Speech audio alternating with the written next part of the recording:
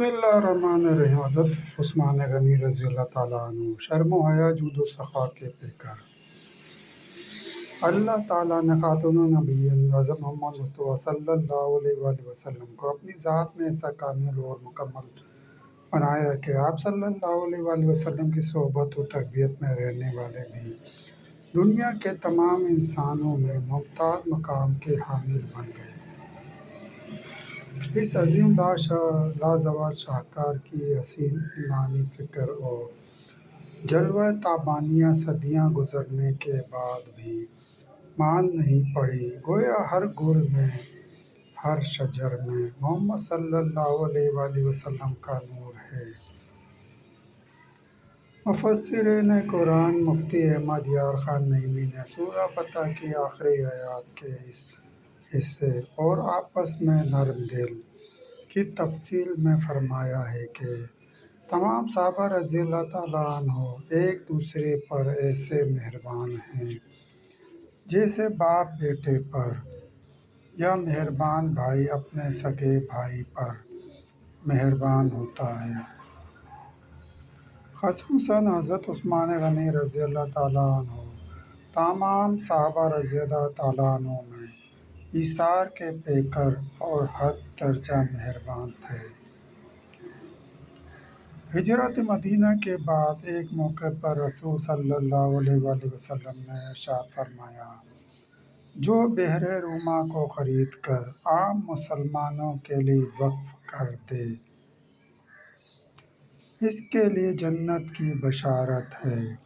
اس موقع پر حضرت عثمان غنی رضی اللہ تعالیٰ عنہ نے جود و سخا کا مظاہرہ کرتے ہوئے اسے زر کثیر سے خرید کر اللہ اور اس کے رسول صلی اللہ علیہ وآلہ وسلم کی رضا کے لیے وقف کر دیا۔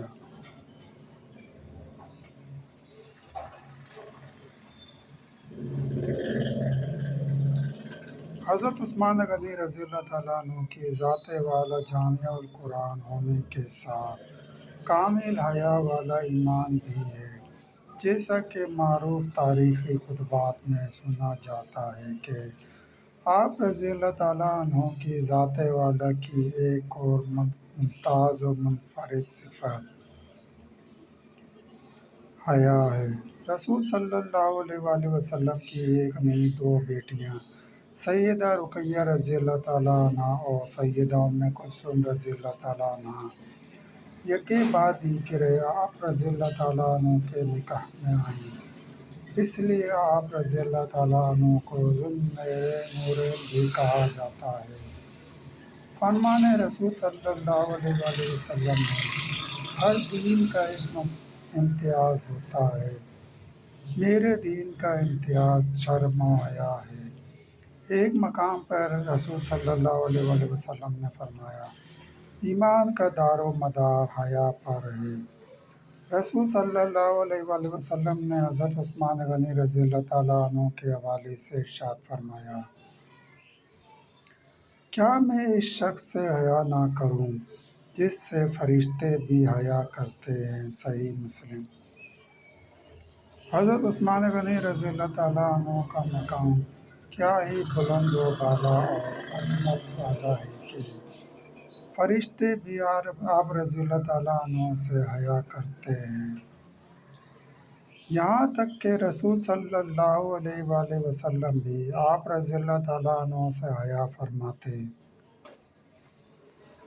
ارشاد ربانی ہے۔ ترجمہ: بھلا جو شخص عبادت میں بسر کرتا ہے رات کی گھڑیاں، کبھی سجدہ کرتے ہوئے کبھی کھڑے ہوئے، ڈرتا ہے آخرت سے اور امید رکھتا ہے اپنے رب کی رحمت کی۔ سورۃ الزمر۔ بقول حضرت عمر رضی اللہ تعالیٰ عنہ یہ آیت حضرت عثمان غنی رضی اللہ تعالیٰ عنہ ذوالنورین کے حق میں نازل ہوئی۔ آپ رضی اللہ تعالیٰ عنہ نماز تہجد کے بہت پابند تھے۔ اس وقت آپ رضی اللہ تعالیٰ عنہ اپنے کسی خادم کو بیدار نہ فرماتے اور اپنے تمام کام اپنے دست مبارک سے انجام دیتے تھے۔ امیر المومنین حضرت عثمان غنی رضی اللہ تعالیٰ عنہ جب کسی قبر کے پاس کھڑے ہوتے تو اتنا روتے تھے کہ آپ رضی اللہ تعالیٰ عنہ کی ریش داڑھی مبارک آنسوؤں سے تر ہو جاتی۔ کسی نے پوچھا کہ آپ رضی اللہ تعالیٰ عنہ جنت و دوزخ کے تذکرے سے اتنا نہیں روتے اور قبر کو دیکھ کر اس قدر روتے ہیں؟ تو آپ رضی اللہ تعالیٰ عنہ نے فرمایا، رسول صلی اللہ علیہ وآلہ وسلم کا ارشاد مبارک ہے،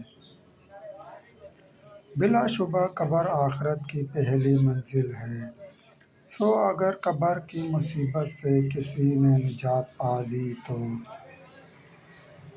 اس کے بعد کی سب منزلیں حشر، حساب اور پل صراط وغیرہ آسان ہیں،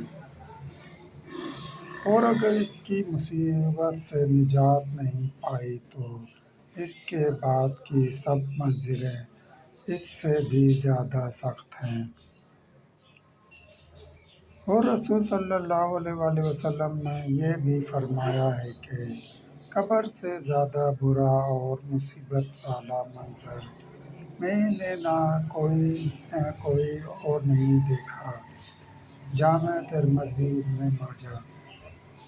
آپ رضی اللہ تعالیٰ عنہ نے اپنے عہد خلافت میں قرآن پاک کو عربی زبان کی معروف دبستان قریشی رسم الخط میں جمع کر کے تمام بلاد اسلامیہ میں بھیجا، اور اسی لہجے اور رسم الخط پر آج بھی قرآن کریم